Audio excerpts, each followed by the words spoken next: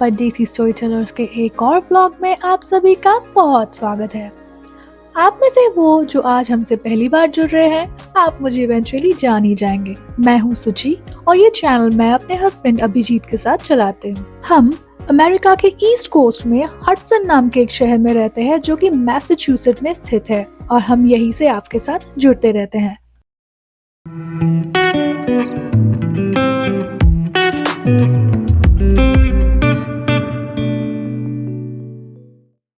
निकल पड़े हम घर से। विंटर्स आने वाली है गाइस, उससे पहले बाहर घूमना, फिजिकल एक्टिविटीज़ करना, सब जगहों को चेकआउट करना, खाने जाना, वॉक्स करना बहुत ज़्यादा ज़रूरी है। So we are again going out for a big walk. अब हम पहुंच चुके हैं गाड़ी में और मैं आपसे मिलाती हूँ मेरे नए दोस्त के साथ। ये रहा mister I robot Singh hi. Funny है ना। वैसे मैं गई हुई थी डॉलर स्टोर और वहाँ अभिजीत को पहले दिखा ये रोबोटिक कैरेक्टर, उसने मुझे दिखाया और मुझे देखते ही इतना प्यारा लगा है। मैंने कहा कि मुझे ये चाहिए, कितना मज़ेदार है ये चीज़, ग्लास में चिपकी रहेगी, मैं इसके साथ खेलती रहूँगी। तो अभिजीत ने उसी वक्त मुझे मना कर दिया, डांट दिया और बोला कि नहीं, बिल्कुल भी ये सब चीज़ें मेरे घर में नहीं जा रही है। तो काउंटर में जो लड़का प्रेजेंट था ना, वो बहुत ही चालाक था। उसने अभिजीत को बोला, sir this robot is only 50 cents, you know. तो अभिजीत बोला, सिर्फ 50 cent? And I was like, only 50 cent? फिर तो मुझे चाहिए ही। और मैं उसको ले आया, मैंने उसका नामकरण कर दिया मिस्टर आई रोबोट। फनी हाँ। अब हम जा रहे हैं एक लंबे से वॉक पे। ये वो जगह है जहाँ पे अभिजीत मैं यूएस आने के बाद मुझे फर्स्ट टाइम घुमाने के नाम पे कहीं पे लेके गए थे। ज़्यादा दूर नहीं है हमारे घर से, कुछ 30-40 मिनट्स लगता है पहुँचने में, 30 मिनट्स लगता है पहुँचने में। And it is a beautiful place. आप भी देखोगे तो आप भी एक्सपीरियंस करोगे हमारे साथ। आज let's go and experience this beautiful walk. And by the way guys, I really promise कि आज का व्लॉग मैं सच में बहुत शॉर्ट रखने वाली हूँ, because it's mostly to show you this very pretty place. और मैं आप लोग को एक और बात याद करा दूँ, just like any other content creator, मैं भी थम्स अप की हंगरी हूँ। हाँ, अगर आपको मेरा व्लॉग अच्छा लग रहा है तो give it a thumbs up. And if you like this channel even more और हमसे जुड़े रहना है, then subscribe to the channel. और देखिए, हम देखते देखते पहुंच चुके हैं लेक विलियम्स ब्रॉड वॉक। इसको ब्रॉड वॉक क्यों बोलते हैं, आपको जस्ट 1 मिनट में समझ में आ जाएगा। लेक विलियम्स एक शहर के बीचों बीच स्थित 113 एकर्स की वाटर बॉडी है।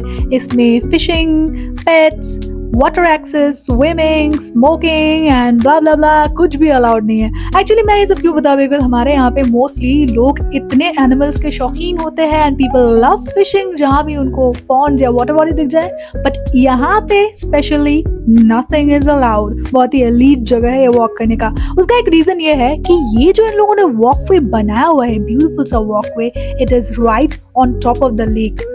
एंड आप इसको कभी भी टच करेंगे ना तो आपको डायरेक्ट करंट्स लगती रहती है इससे। What I meant is, अगर आपने रेलिंग टच किया तो आपको शॉक लगती है due to the buildup of static electricity.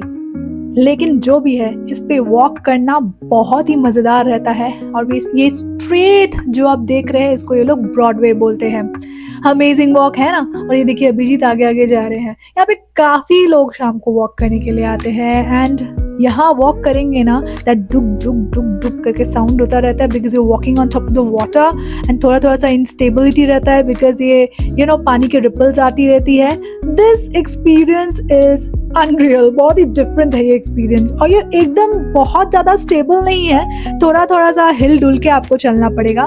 But आसपास का जो व्यू है वो मज़ेदार है। जैसा कि आप देख पा रहे हैं, लेक के राइट हैंड साइड में जब मैंने कैमरा किया था, वहाँ पे एक रोड है, बहुत ही बड़ी सी हाईवे है। एंड उसके बाद कंस्ट्रक्शंस है, लोग रहते हैं एंड लाइकवाइज। लेकिन लेफ्ट हैंड साइड में है इनका एक बहुत बड़ा सा there's a mountain, और वहाँ पे है जंगलों के बीच में से एक ट्रेल। वहाँ पे भी मैं आपको आज ज़रूर लेके जाने का कोशिश करूँगी, बिकॉज थोड़ा सा सनसेट हो रहा है, so we were not sure कि हम जा पाएंगे या नहीं जा पाएंगे। बट या, बहुत मज़ेदार ट्रेल रहता है, अमेजिंग वॉक रहता है पहाड़ों के बीच में से। And I am gonna take you there today. और ये दूर आपको जो खूबसूरत सा बिल्डिंग दिख रहा है, ये यहाँ का हाई कोर्ट है।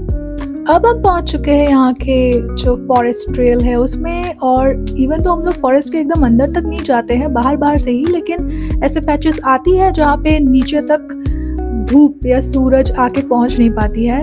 पेड़ इतने डेंस हो जाते हैं ऊपर, और लेफ्ट हैंड साइड में हमारा लेक रहेगा, राइट हैंड साइड में हम लोग ये ट्रेल के थ्रू क्रॉस करते करते एंड पॉइंट तक चले जाएंगे। It is a round circle जो कि 1.5 माइल्स लंबी है।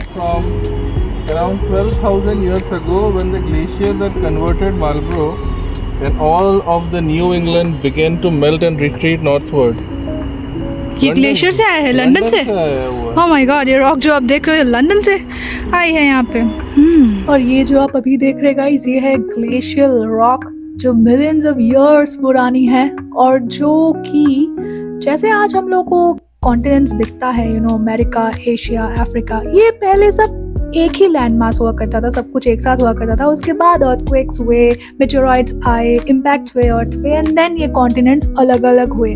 चलिए, ये सब चीज़ें तो आपको पता ही होगा, अगर नहीं पता तो छोटा सा रिकैप। तो ये ग्लेशियल रॉक ऐसे ही कभी यूरोप में कहीं रहा करती थी, एंड वहाँ से टूट के आज ये अमेरिका में आके पहुँच चुकी है। Strange and Indeed history at the same time. Honestly guys, जब मैं ऐसे वॉक्स पे जाती हूँ अभिजीत के साथ कोई घूमने वाले जगह या कोई ऐसे आउटडोर एक्टिविटीज़ करने के लिए, तब मुझे मेरे डैड की बहुत ज़्यादा याद आती है। मेरे जो फादर है ना, वो एक बहुत ही आउटडोर सी पर्सन थे। बचपन से ही कोई भी वीकेंड हो या कोई भी हॉलीडे मिल जाए। और हाँ, एक और चीज़ शायद आप लोग नहीं जानते हैं, या आप लोग अगर आज हमारे साथ पहली बार जुड़ रहे हैं तो आपको नहीं पता होगा कि बचपन में मैं शिलोंग, मेघालय, इंडिया में रहा करती थी मेरे डैड के साथ। मेरे डैड वहीं पे जॉब करते थे, सो वी वर देयर। और मेरे डैड हर वीकेंड में हम लोग को कोई ब्यूटीफुल सा जगह एक्सप्लोर करने, दिखाने के लिए लेके जाते थे। And Meghalaya, as you know, is really a hidden gem of India. बहुत ही खूबसूरत जगह है। एटलीस्ट जब मैं छोटी थी तब तो बहुत ही ग्रीन, बहुत ही ब्यूटीफुल, एंड बहुत ही डिफरेंट टाइप्स ऑफ टोपोग्राफी वाला एरिया था। कहीं पे केव्स थे, कहीं पे लंबे ट्रीज, तो कहीं पे फील्ड्स, एंड कहीं पे तो इतना ऊपर, हाई अबव द माउंटेन्स में ऐसी जगह हुआ करती थी जहाँ पे कि क्लाउड्स ही क्लाउड्स होती थी, एंड बारिश anytime it used to rain. So it is also known as the wettest place on earth. Whereas the wettest place on earth is now Mawsyngram, which is in Meghalaya, but it is not Shillong anymore. But Shillong is so close to my heart. It's the place जहाँ पे मैं अभी रहती नहीं हूँ, लेकिन still it will always be with me. And my dad, जिन्होंने मुझे ये सब आउटडोर एक्टिविटीज से परिचय कराया, वॉक्स पे जाना, भागना, केव्स में एक्सप्लोर करना, अंदर जाना, पानी में कूदना, वाटरफॉल्स देखना। I mean, I have done so much with him and I miss him so much. Anyway, I'm sure आपकी भी ऐसी स्टोरीज रही होंगी अपने फादर्स के साथ, मम्स के साथ, या कोई ऐसा कोई दोस्त होगा जिसके साथ आपने बहुत एक्सप्लोर किया होगा, बहुत एंजॉय किया होगा लाइफ में।